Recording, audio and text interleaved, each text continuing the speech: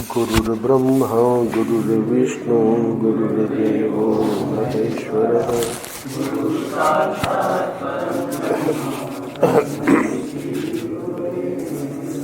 नारायण नारायण नारायण नारायण। 13 अप्रैल आनंद रस रत्नाकर का आज का पृष्ठ विज्ञान योग श्रीमद् भगवद गीता के 7वें अध्याय से है। प्रसंग पिछले 2 दिनों से ये चल रहा था कि भजन का क्या स्वरूप है।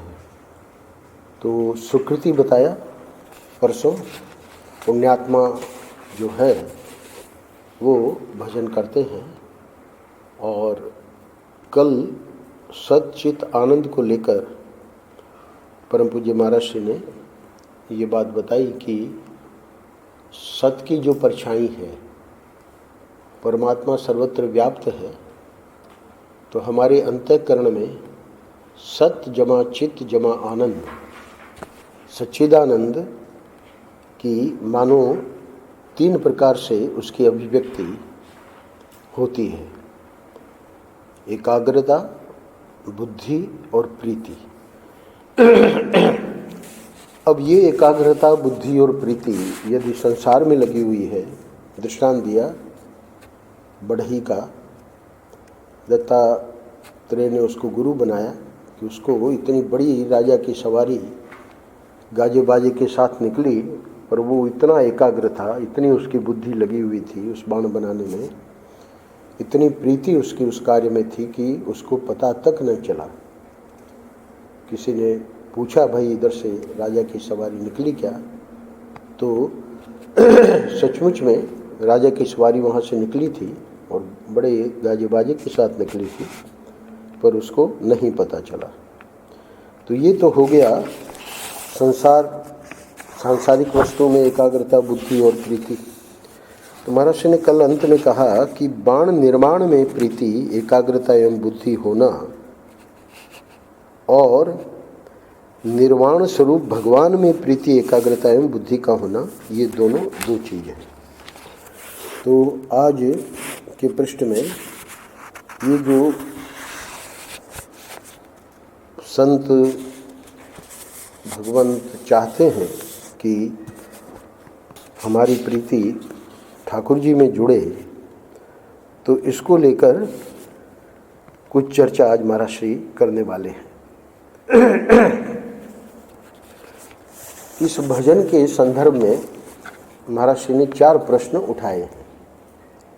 एक प्रश्न का उत्तर आज देंगे और दूसरा जो प्रश्न है उसका उत्तर कल भी, परसों भी। तीसरे और चौथे ये जो 2 प्रश्न और उठाए हैं, उनका इस पुस्तक में यानी आनंद रस रत्नाकर में पृष्ठ नहीं लिया है, पर मूल में है। तो प्रथम प्रश्न क्या है, स्वयं प्रश्न से ही आज शुरू करेंगे।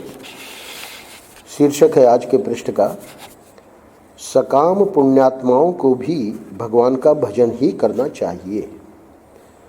तो भजन को लेकर जो प्रश्न खड़े हो रहे हैं, तो अब देखो भगवान के भजन करने के संबंध में यह प्रश्न रखा गया।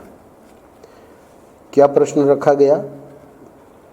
लोग कहते हैं कि भगवान मोक्ष ही देंगे, कामना पूर्ति नहीं करेंगे। तो अगर इस प्रकार की प्रचलित बात लोगों में है, तो प्रश्न यह है, तो कामना वाले पुरुष भगवान का भजन क्यों करें? भाई हमको मोक्ष की तो कामना है नहीं, और हमको तो कोई सांसारिक वस्तु चाहिए, और लोगों का ये कहना है कि सांसारिक वस्तु के लिए ठाकुर जी से प्रार्थना मत करो, कामना मत करो। तो क्या ये प्रचलित जो बात है वो सही है? तो महाराज श्री इसका उत्तर दे रहे हैं, ये बात गलत है। क्यों गलत है? भगवान स्वयं गीता में इस आक्षेप का समाधान करते हैं। ये आक्षेप बिना समझे और शास्त्रों का जो रहस्य है उसको जो लोग नहीं जानते हैं वो ही इस प्रकार का आक्षेप करते हैं। क्यों? क्योंकि ये जो श्लोक जिसकी व्याख्या यहाँ चल रही है परसों से, चतुर्विधा भजन्ते माम जना सुकृतिनोर्जुन आर्तो जिज्ञासु अर्थार्थी ज्ञानी च भरतर्षभ। एक बार फिर उसका अर्थ सुन लीजिए। हे भरत श्रेष्ठ अर्जुन, मुझे आर्त, जिज्ञासु, अर्थार्थी और ज्ञानी 4 प्रकार के सुकृतिनोर्जुनर्स पुण्यात्मा लोग भजते हैं। इस पुण्यात्मा शब्द को लेकर देखिए, यहाँ भी सुकृति शब्द आया। कल मैंने कुछ अंश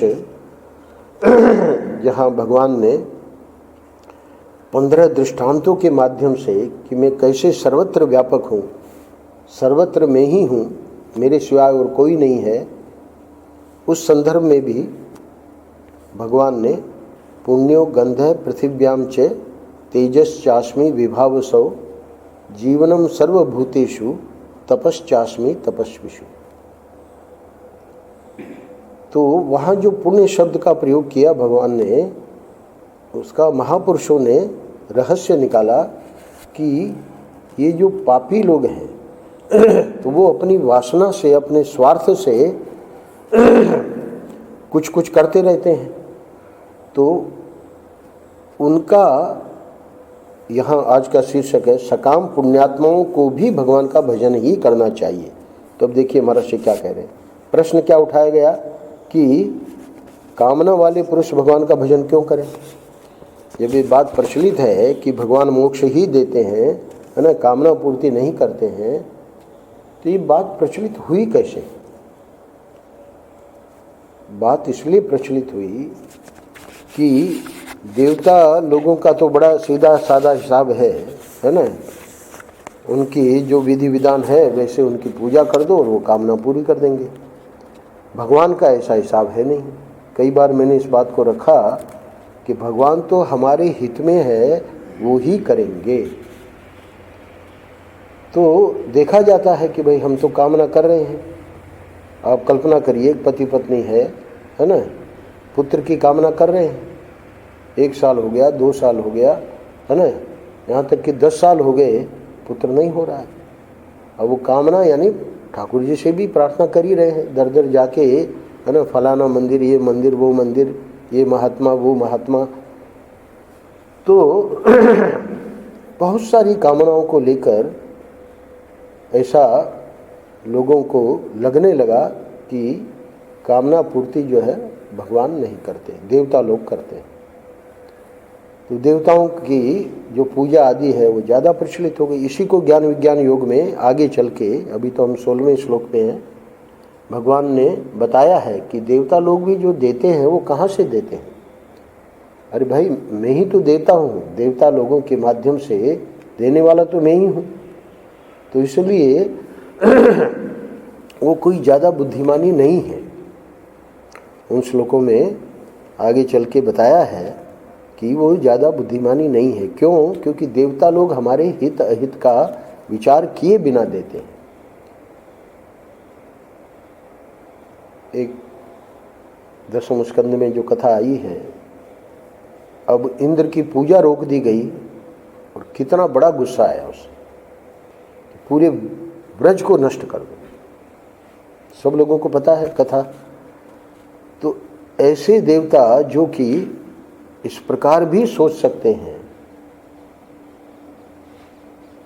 तो इन लोगों का जो है कार्य वो तो बहुत ही हित अहित सोचे बिना भगवान ने ये लीला क्यों की। गोवर्धन धारण, गिरिधर गोपाल हमारे भगवान जो है, इनका नाम ही उसी से पड़ा। गिरिराज को धारण किया, ब्रज की रक्षा की।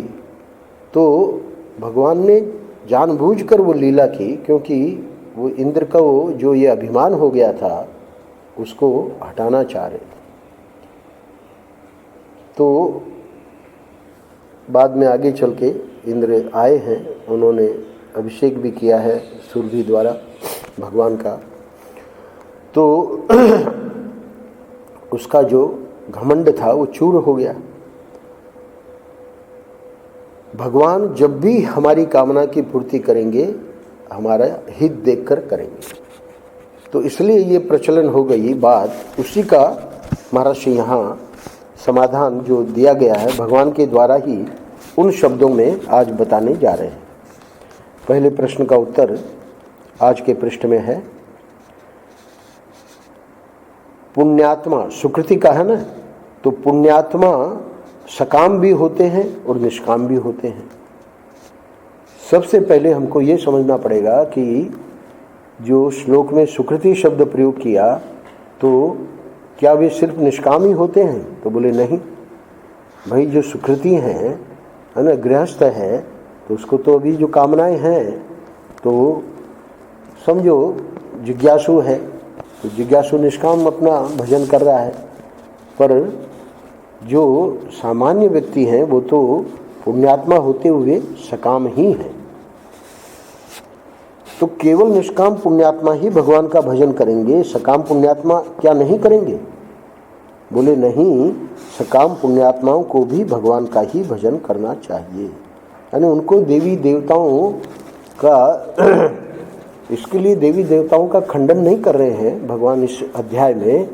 बस इतना ही कह रहे हैं कि जो कार्य जो देवता लोग आपका हित सोचे बिना आपको दे रहे हैं तो उसमें तो आपका यानी हमारा अनिष्ट हो सकता है। तो इसलिए जो भी मांगो भगवान से ही मांगो। कुछ दिनों पहले मैंने कहा था 8वें अध्याय में महाराज ने एक बहुत बढ़िया बात बताई कि ये व्रत ले लो, ये नियम ले लो कि हम कुछ भी मांगेंगे भगवान से ही मांगेंगे, न लोक से।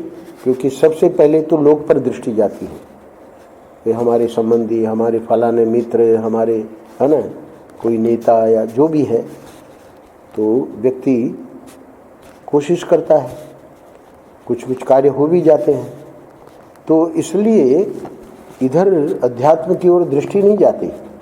क्यों नहीं जाती? क्योंकि ऐसे ही सब पूरा संसार चल रहा है।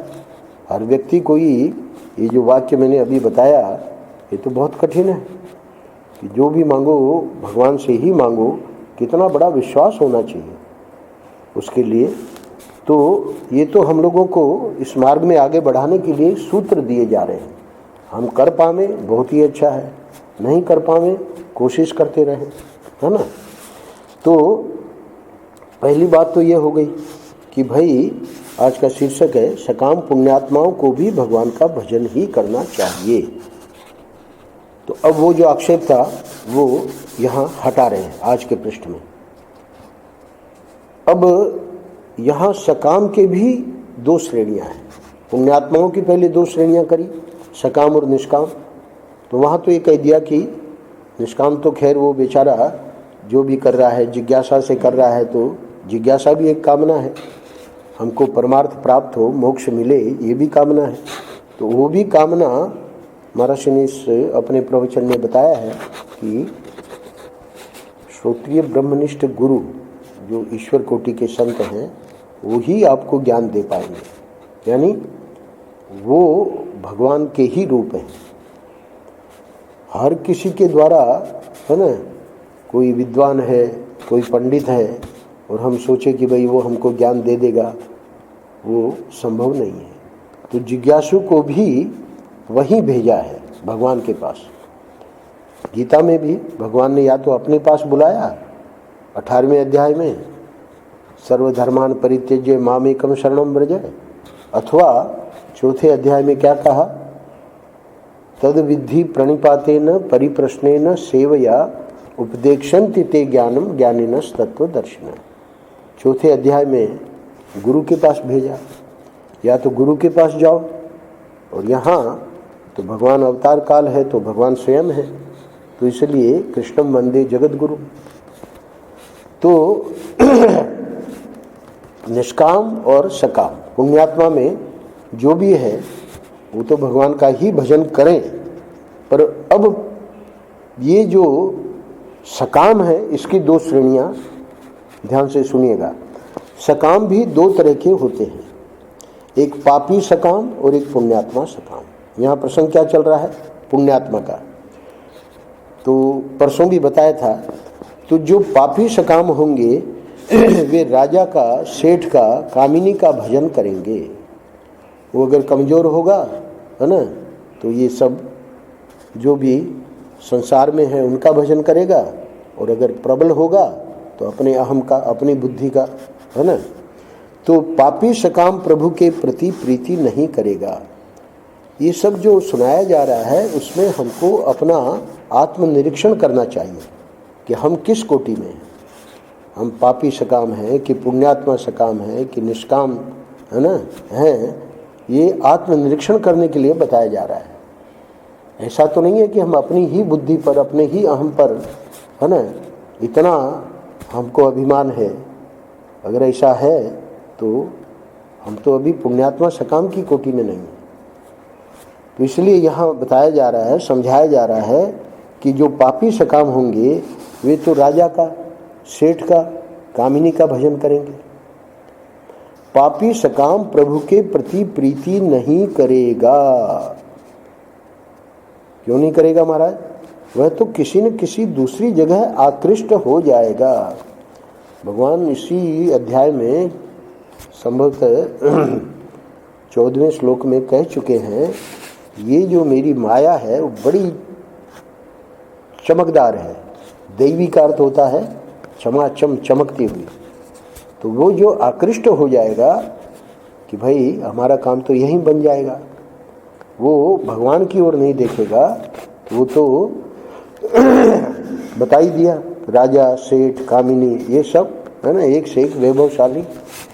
तो अब देखिए, अब हमारा असली जो कल जो महाराज ने चर्चा की थी, 3 बातें हैं, उसी को लेके अब आगे व्याख्या कर रहे हैं। लेकिन जो पुण्यात्मा सकाम होगा वह अपनी कामना की पूर्ति के लिए भी संसार में प्रीति नहीं करेगा। कल जहाँ विराम दिया था वो बाण वाला जो है, ठीक है, हम भी अगर कोई अध्ययन कर रहे हैं या कोई हमारा भौतिक कार्य कर रहे हैं तो हमारी भी प्रीति, बुद्धि और एकाग्रता उस कार्य में होनी चाहिए। तो उसका खंडन नहीं कर रहे हैं, बाण वाले का, बढ़ई का खंडन नहीं कर रहे हैं। यहाँ तो सिर्फ ये जो अध्यात्म में लगा है उसके लिए एक दिशा दे रहे हैं। भाई तुम भी अपनी प्रीति, अपनी बुद्धि, अपनी एकाग्रता संसार में लगाओगे तो तुम्हारा काम कैसे बनेगा। यानी जितनी आवश्यक है, जितना आवश्यक कार्य है उसमें लगा के और फिर भजन में लग जाओ, है ना। तो हम तो पूरा का पूरा ही समय इसी को दे रहे हैं। इसलिए कह रहे हैं कि जो पुण्यात्मा सकाम होगा, यानी हम लोग अपने को देख लें, पुण्यात्मा सकाम अगर हम हैं तो देखिए क्या कह रहे महाराज जी, वह अपनी कामना की पूर्ति के लिए भी संसार में प्रीति नहीं करेगा, संसार में बुद्धि नहीं लगावेगा, संसार में एकाग्रता नहीं लगावेगा। इस 16वें श्लोक में ये रहस्य है। हुआ क्या? वो महाराज ने कहा कि एक नियम बना लो कि हम भगवान को ही, जो भी हमारी कामना है भगवान से ही प्रार्थना करेंगे। अब इसका परिणाम क्या हुआ कि अभी तो हमारी कामनाएं बहुत हैं, पर धीरे धीरे हम देखते हैं कि जैसे जैसे भगवान से हमारा प्रेम बढ़ता जाता है, कामनाएं अपने आप समाप्त होती जाती। कैसे? मैंने एक बार दृष्टांत दिया था स्वामी चिन्मयानंद जी का। जब ओस की बूंदें बहुत हैं तो हम लॉन में चलते हैं तो हमारे पांव गीले हो जाते हैं, और सूर्य भगवान आते हैं तो सब ओस की बूंदें वाष्पीकरण होके और चली जाती हैं। अब बिल्कुल लॉन सूख गया।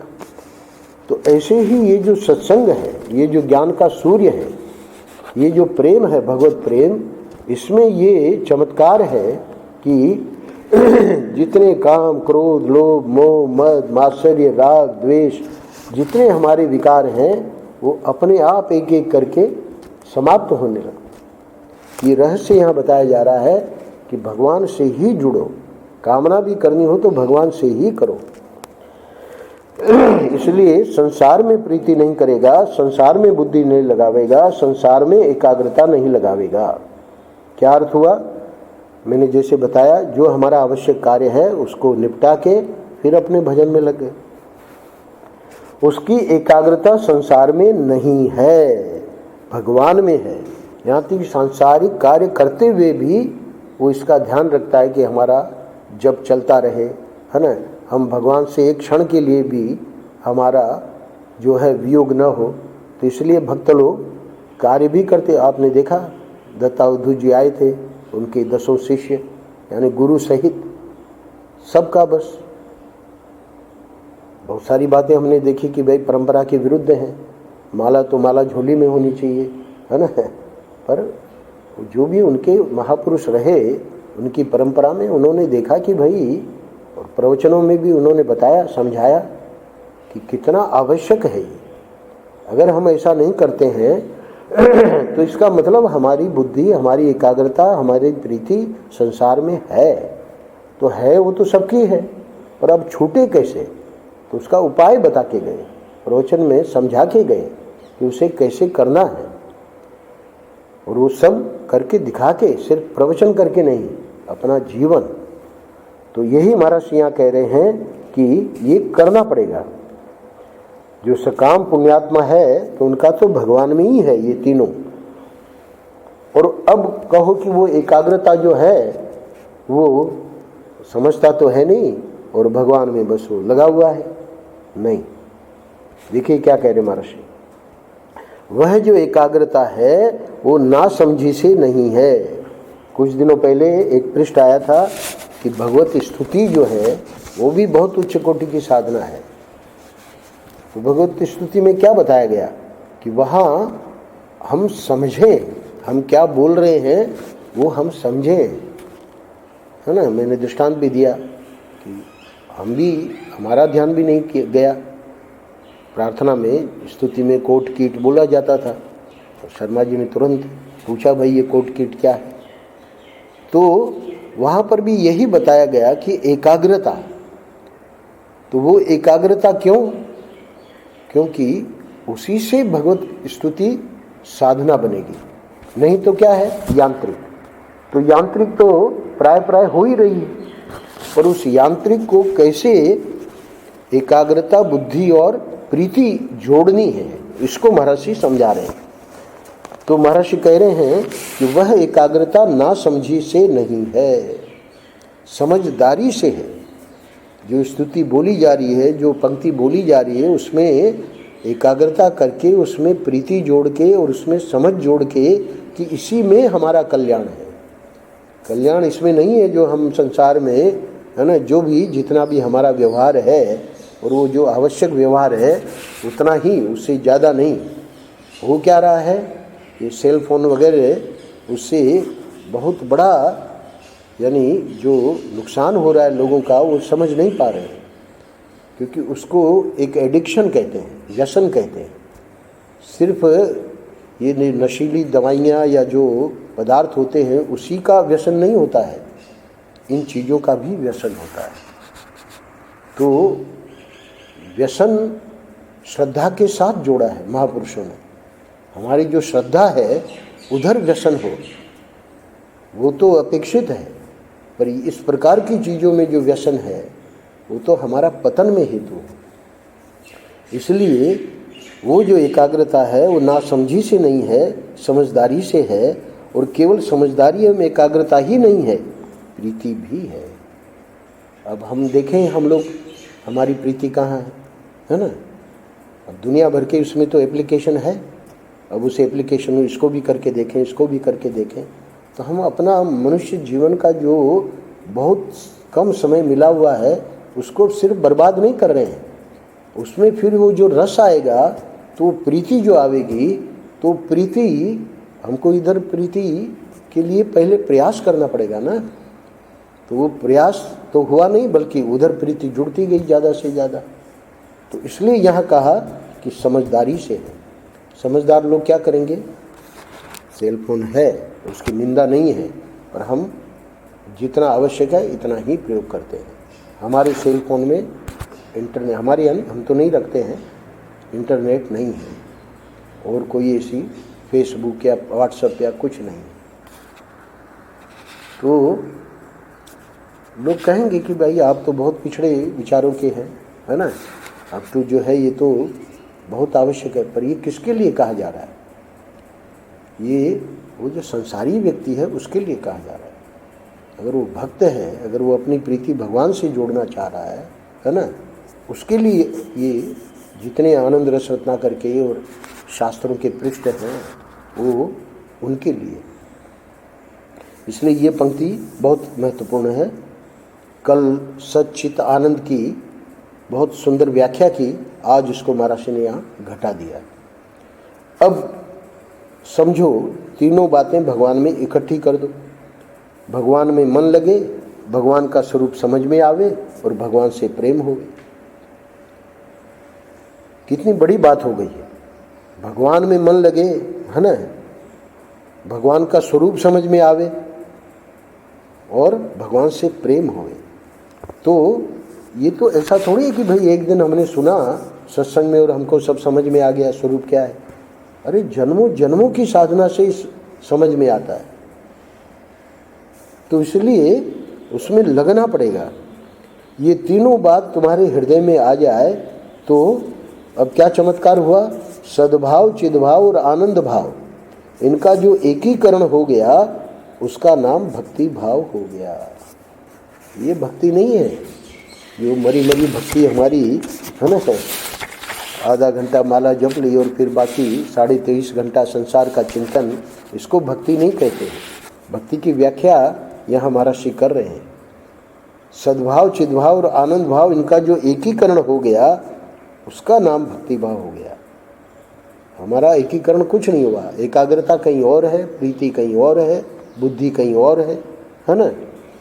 तो अब ये असली भजनते, जो मूल श्लोक में आया, चतुर्विधा भजनते माम, तो भजनते शब्द को समझाने के लिए देखिए महापुरुष ने कितना प्रयत्न किया है। और अब क्या कहा? पर ये तीनों बातें भगवान में चाहिए। तो भाई अब मूल प्रश्न पे आते हैं, कामना की पूर्ति। तो कामना की पूर्ति देखो, आर्थ, जिज्ञासु, अर्थार्थी, ये तीनों सकाम पुण्यात्मा है। ज्ञानी को इसलिए छोड़ देते हैं क्योंकि उसका काम बन गया, है ना। तो पहले वो जिज्ञासु था और ठाकुर जी की कृपा से, गुरु की कृपा से उसका काम बन गया, पर वो भी भक्ति करता है। ध्यान देना, महाराज श्री हम सेवा में थे 6 साल। आप लोगों को ये सुन के आश्चर्य होगा, जिनका काम बना बनाया है, 1.5 2 घंटा जब हम लोग गाढ़ निद्रा में होते थे, रात के 2 बजे से 4 बजे तक महाराज श्री बैठे भजन में। ज्ञानी भी भक्ति करते हैं। इसलिए ये जो 4 प्रश्न उठाए हैं, आज एक प्रश्न उठाया है, चौथा प्रश्न यही है कि ज्ञानी भक्ति क्यों करता है। उसका उत्तर दिया है, उसकी हम चर्चा करेंगे, इन पृष्ठों में नहीं है। तो महाराज जी कह रहे हैं कि चलो उसको तो अभी अलग रखो, पर ये जो 3 हैं, कौन? आर्थ, जिज्ञासु और अर्थार्थी, ये तीनों सकाम पुण्यात्मा है। भाई जिज्ञासु को क्यों आप सकाम पुण्यात्मा कह रहे हैं? भाई उसको भी तो चाहिए ना, ठाकुर जी से, ठाकुर जी ही तो उसको ज्ञान देंगे, ठाकुर जी ही तो उसको भक्ति देंगे। तो जो जिज्ञासु है या जो भक्त है ना, भक्त तो तीनों हैं बल्कि 4 हैं, पर जिज्ञासु का अर्थ है कि वो स्वरूप का अनुसंधान करने में लगा है। तो स्वरूप के अनुसंधान अगर करने में लगा है तो उसको भी सकाम पुण्यात्मा ही कहेंगे, क्योंकि अभी उसकी कामना बाकी है, अभी उसका काम बना नहीं है। इनमें पुण्य का तारतम्य है भला, तारतम्य अर्थात कमी बेशी। और चौथा तो सिद्ध है, ज्ञानी, वह साधन कक्षा में नहीं है, साधक से परे है।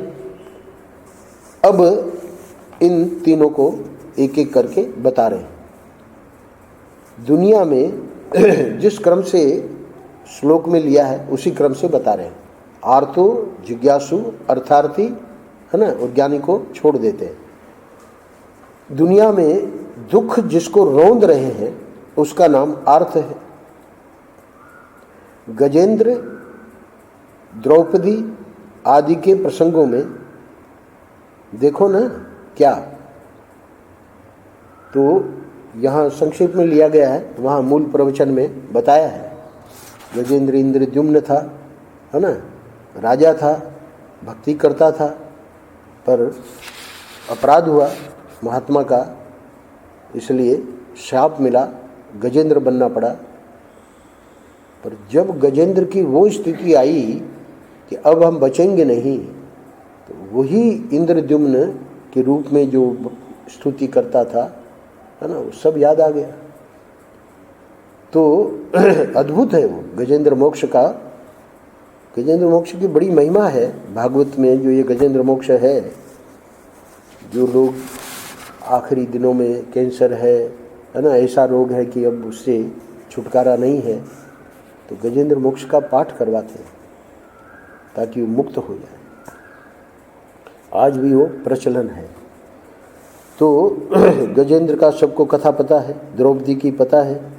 तो इन प्रसंगों में देखो ना क्या, जब किसी का सहारा न रहे, द्रौपदी के लिए कौन नहीं थे वहाँ, बड़े बड़े महापुरुष, भीष्म पितामह, विदुर, है ना, कृपाचार्य, द्रोणाचार्य, चलो धृतराष्ट्र आदि का आप छोड़ो, है ना, वो तो अंधा था ही, पर सबकी ओर देखा। वो पांचों, हालांकि वो तो दास बन गए थे, वो तो अपने को हार चुके थे, पर फिर भी ऐसा तो अन्याय वो नहीं देख पाएंगे, सब मुंह लटकाए बैठे थे।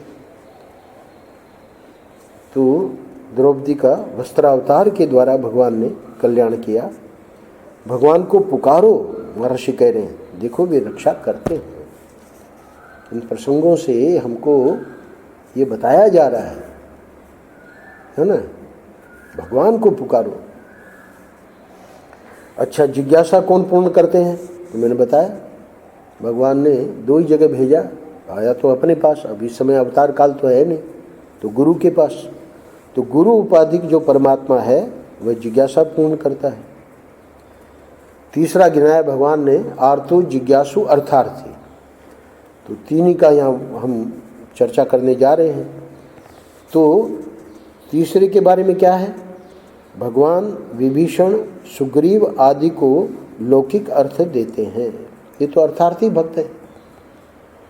तो ऐसा नहीं है कि सिर्फ लौकिक अर्थ ही भगवान देते हों, ध्रुव को लौकिक पारलौकिक दोनों अर्थ देते हैं। तो इस प्रकार संक्षेप में यहाँ ले लिया गया है, विस्तार में महर्षि ने प्रवचन में बताया है। अब आज के अंतिम पैराग्राफ में देखिए महर्षि क्या कहते हैं। सेठ लोग घबराते हैं। क्यों घबराते हैं महाराज? इनका खजाना थोड़ा है। ये सोचते हैं कि हम किसी को दे देंगे तो हमारे पास क्या रहेगा। तो यहाँ महर्षि कहना क्या चाह रहे हैं कि भाई ईश्वर से मांगो ना। क्यों? ईश्वर जो है वह अक्षय निधि है, उनकी निधि में कभी कोई कमी नहीं आने वाली है ना। तो इसलिए सकाम पुरुष को देने से उसकी यानी ईश्वर की कीर्ति तो बढ़ती है, लेकिन घटता कुछ नहीं। सकाम पुरुष को दिए जा रहे हैं, दिए जा रहे हैं, दिए जा रहे हैं, है ना। अब बोले कि भगवान का घट गया, बोले घटता कुछ नहीं, अक्षय, उसमें क्षय होता ही नहीं। ये बहुत अद्भुत चीज़ है। मैं प्राय कहता हूँ आप सिलेंडर लाओ, है ना, ख़त्म हो गया, अब सिलेंडर भराओ। अब ये भगवान सूर्य हैं, अब कब से ये दे रहे हैं, है ना, और ज़्यादा अब ग्लोबल वार्मिंग, है ना, अभी गर्मी शुरू हुई है और इतनी लू चलने लगी, तो इनका तो ख़त्म ही नहीं हो रहा है। तो अक्षय निधि है, इसलिए ईश्वर खूब लूटाता है। जितना जो है राम नाम की लूट है, लूट सके तो लूट। कल में प्रलय हो गई, प्राण जाएंगे छूट। तो ये जो लूट है संसार का, तो हम तो कई जन्मों से लूट रहे हैं, और अभी जो मनुष्य जीवन मिला है ना, तो इसमें ये राम नाम की जो लूट है वो असली लूट है, उसको लूटना है। तुम डरो मत।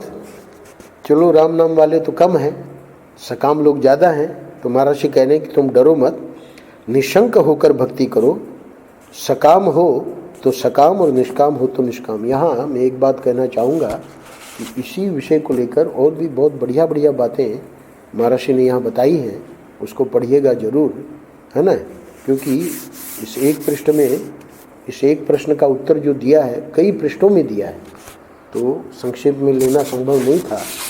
और आज की व्याख्या में भी मैं चाहता तो था, और समय अपने पास सीमित है, तो आज यहीं विराम देते हैं। कल दूसरा प्रश्न उठाएंगे, उसका हम देखेंगे क्या समाधान करते हैं। नारायण नारायण नारायण नारायण। श्री राम जय।